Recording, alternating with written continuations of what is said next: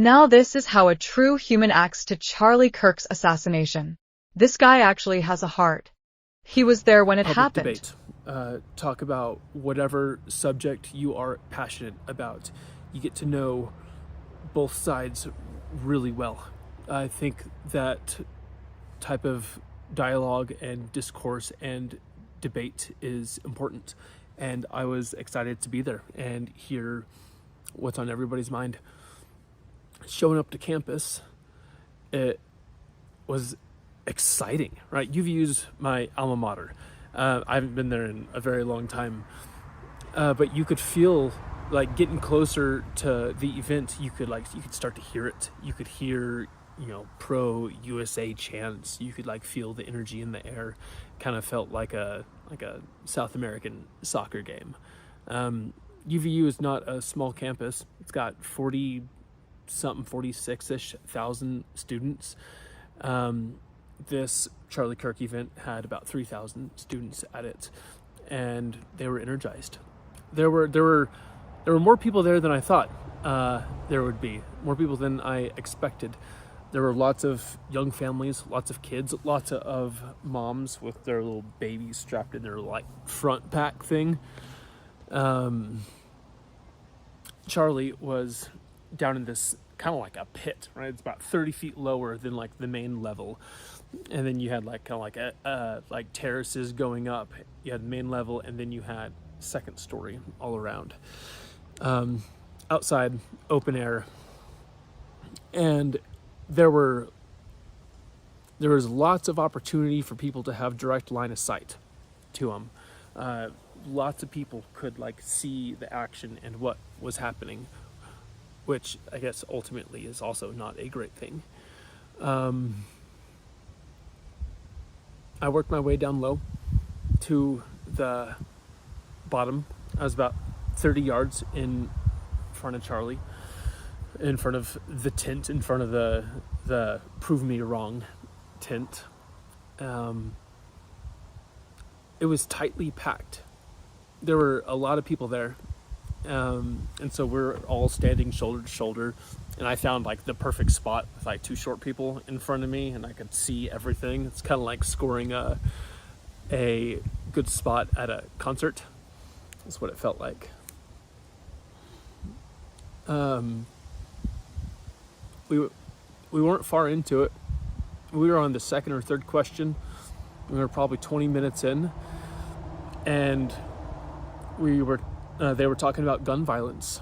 I forget the exact question posed, but Charlie was responding to the question about gun violence when his neck exploded. And the shot rang out. It didn't ring out, it cracked out. From where we were, I heard one rifle shot, and we're down in this pit, lots of concrete and buildings everywhere. It didn't echo, but it made a unique crack kind of report.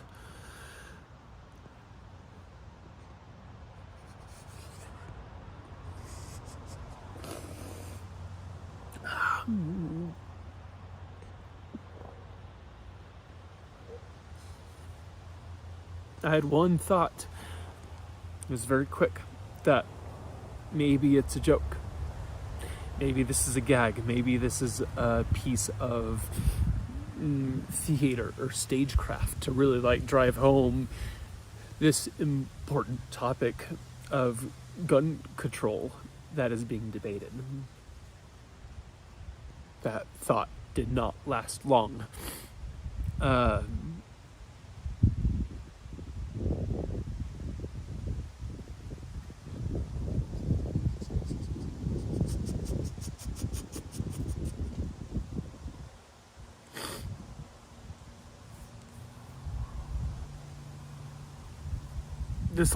It's like a super physical reaction that I had to thinking about this. Every time I've tried to tell my family what happened, or if I think about it, I get these involuntary shakes. Trauma's a weird thing.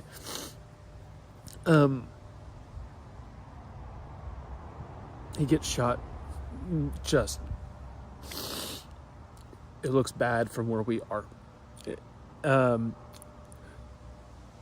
We all hit the ground, and we're on top of each other, right? I'm on top of some dude, two other dudes are like have fallen on top of me, and I am waiting for more bullets to start raining down into bodies. I'm ready for the mass shooting part to begin. Because, man, it's the opportunity for it. Like, we're down in this slaughter pit, and it's there are about 5 really scary seconds.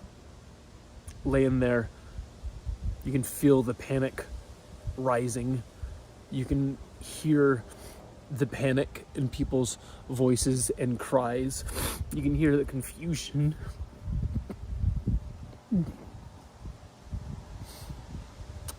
After about 5 seconds, I think we all realize that automatic rifle fire is not going to start raining down from above. So everybody starts moving at the same time, just getting away. My instinct is cover, right? First thing, get to cover. The closest thing to me is a Turning Point USA tent, right? Like a 10 by 10 tent. It's got like the walls on it, and I get behind that and like put that in between like me and where the shot came from. I heard the shot it was to my left, behind me, and up.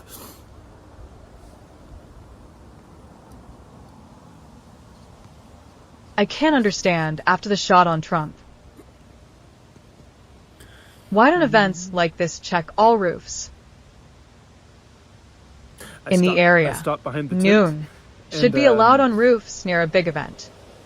Look for danger. I looked for the threat. I looked for the gunman. I looked where I heard the shot come from. I looked at roof lines and skylines and what people were doing, because I needed to figure out what my next move is, where I was going, and I know that choice at that moment was incredibly important.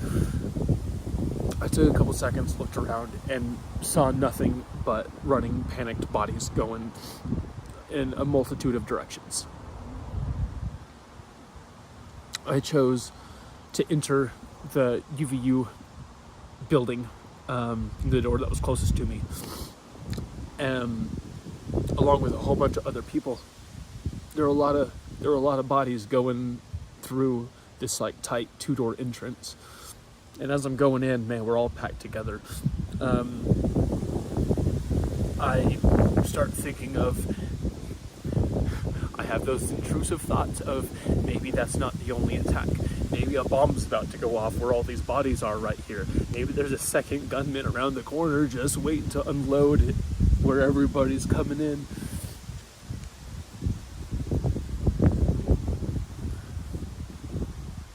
It doesn't happen. And people don't get trampled. There were 2, I don't know if they were UVU employees or what, but there were 2 people like holding the doors open, like telling everybody like, don't stop, keep moving, don't stop once you get inside, keep moving, keep moving, keep moving. And it was like whoever those people were, they really like helped a lot as far as like getting bodies through that door, getting people to safety. The next couple minutes were spent running, speed walking, getting the hell out of there. I made my way across campus.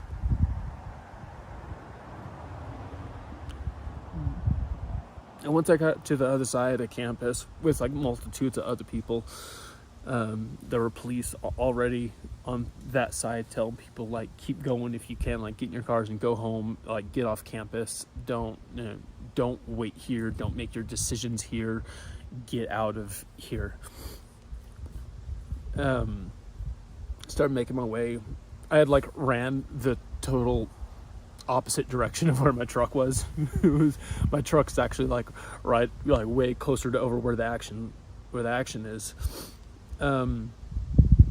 So I make my way around UVU's campus and see all sorts of stuff. I've never seen that many emergency police vehicles. There's a plane doing really low passes over the campus, like looking for probably somebody on the rooftops. There are operators showing up, kitted out, ready for battle. I saw a group of 3 or 4 heavily armed, ready to go men head into campus.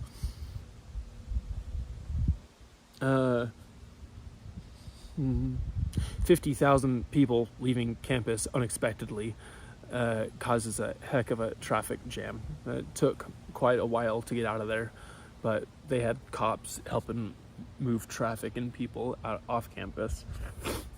For like how quickly the emergency arose, I feel that that the city and the officers and all those people involved did like a really good job of handling it.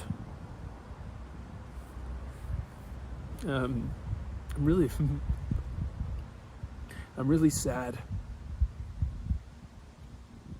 This feels different than other, like hard or sad or traumatic things that I've experienced in my life. This is a new type of thing for me. And I feel especially sorry for the Kirk family, for that first wife and young kids. It's a horrifying thing.